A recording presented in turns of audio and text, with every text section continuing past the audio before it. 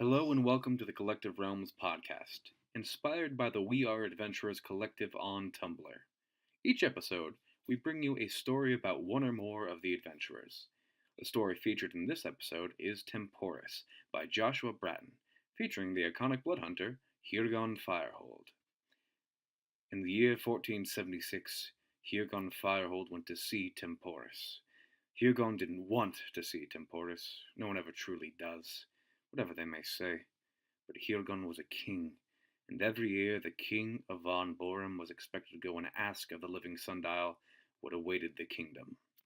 So, Hirgon, accompanied by his battle rages, followed the thin dirt road from Von Borum to the forest several miles distant.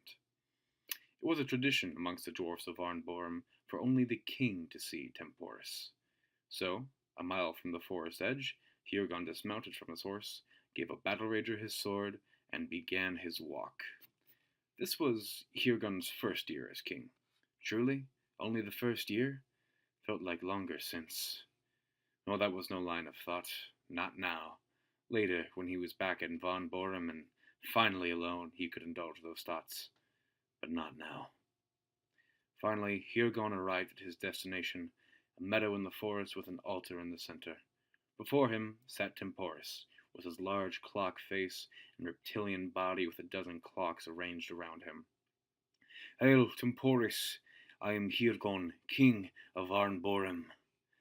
You have one question, Hirgon of Arnborum. Temporus's voice was much more sonorous than Hirgon had expected. Not that he really had any expectations. Nobody talks about Temporus. Questions raced through Hirgon's mind. Maybe ask about the crops, the mountain itself, the ore veins the dwarves mined. But one question came to the forefront.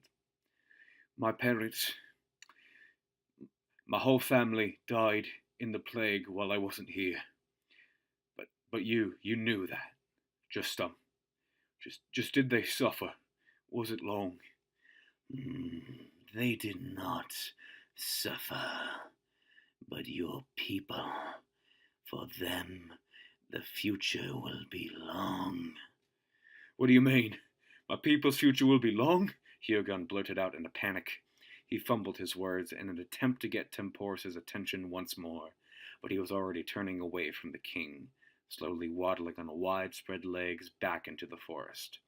In only a few grief-stricken moments, the living sundial was gone. Hirgon was left in the circular shrine to Temporus.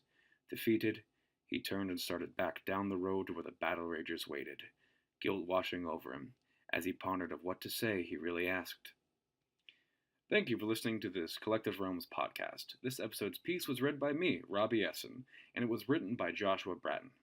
If you enjoyed this episode, please rate and review our podcast. It really helps other people find the podcast, and our staff and contributors love the feedback. You can find the show on iTunes, Google Play, or your podcast app of choice. We are also on Facebook, Tumblr, and Twitter, or you can check out our website at collectiverealms.com to find out how you can become a contributor. From all of us here at Collective Realms, we hope you enjoyed this little piece of fiction.